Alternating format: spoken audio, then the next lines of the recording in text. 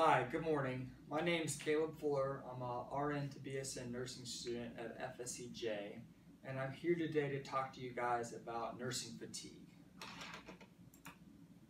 So 4 major catastrophic events: 3 Mile Island, the Chernobyl nuclear power plant disaster, the Exxon Valdez oil spill, and the Space Shuttle Challenger disaster. What do you guys think that all 4 of these catastrophic events have in common?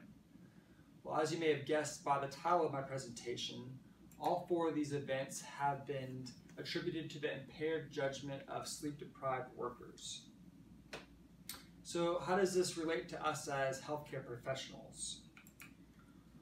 With preventable medical errors claiming nearly as many as 1,000 lives per day, ranking itself 3rd as one of the highest killers in the United States, fatigue is no longer a taboo topic. What was once viewed as patient dedication is now being viewed as risky behavior. My goal at the end of this presentation is for everyone to be able to self-evaluate their sleeping habits and feelings of fatigue, to identify factors that contribute to sleep deprivation, to identify the effects of sleep deprivation on your own nursing practice, to self-examine how much sleep you need to feel rested, to be able to describe 2 countermeasures in order to combat fatigue. So next I'm just going to go over some of the key terminology we're going to be going over. First, sleep insufficiency exists when sleep is insufficient to support adequate alertness, performance, and health, either because of reduction in total sleep time or fragmentation of sleep from brief arousal. Sleep deprivation refers to no sleep or a reduction in total sleep time. It can either be acute, lasting 1 to 2 days, or chronic, when an individual routinely sleeps less than the amount required to perform optimally. Generally, sleep insufficiency refers to one not getting enough sleep, and sleep deprivation refers to when sleep is withheld. Both of these, sleep deprivation and insufficiency, can result in fatigue, which has been linked to adverse events, lapses in judgment, and motor vehicle accidents. Fatigue itself is defined as mental or physical exhaustion that stops a person from being able to function normally. It can be caused from working too many hours or from sleeping too few, and has been shown to deteriorate a nurse's alertness, productivity, and hinder safe patient care. Any form of sleep deprivation can result in a variety of impairments exemplified in the following 2 slides.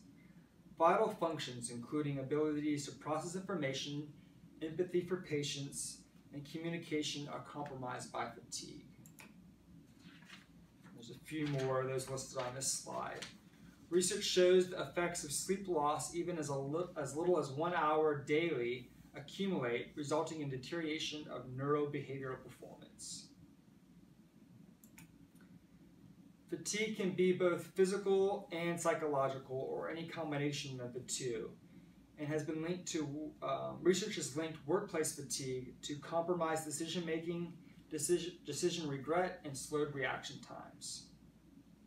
A 2004 study that examined increasing shift duration and patient safety found errors occurring 3 times as often when hospital nurses worked over 12.5 hours. Fatigue not only compromises your patient's health, it has a bounding impact on your own health and safety as well. Sleep deprivation has been tied to a variety of negative health consequences exemplified in the following graphic. Furthermore, excessive sleepiness is the 2nd leading cause of motor vehicle accidents in the United States. With the Healthcare Reform Act pushing for improvements in quality of care while simultaneously reducing healthcare costs, professional nursing agencies have developed multiple guidelines to achieve this undertaking. Both the American Nursing Association, the ANA, and the Association of Perioperative Registered Nurses, AORN, have published guidelines encompassing shift length, duration, and safety.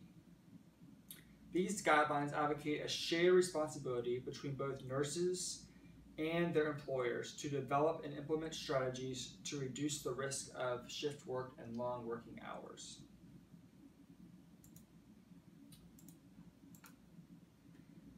The ANA deems that every nurse has an ethical responsibility to consider his or her level of fatigue when deciding whether to accept any assignment extending beyond their regularly scheduled shift.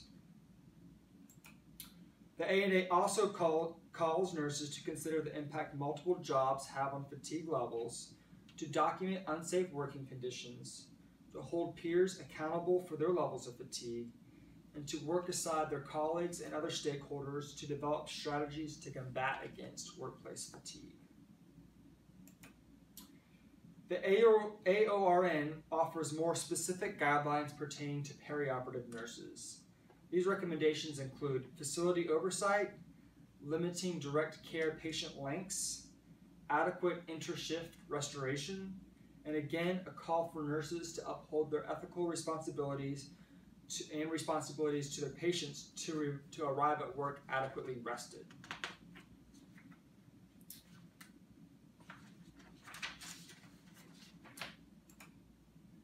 A 2011 report by the Joint Commission acknowledged that shift length and work schedules have a significant effect on a healthcare provider's quantity and quality of sleep, and consequently on their job performance, as well as the safety of their patients and their individual safety. Work-related situations that can result in sleep deprivation include extended shifts, consecutive work periods, and unpredictable work schedules.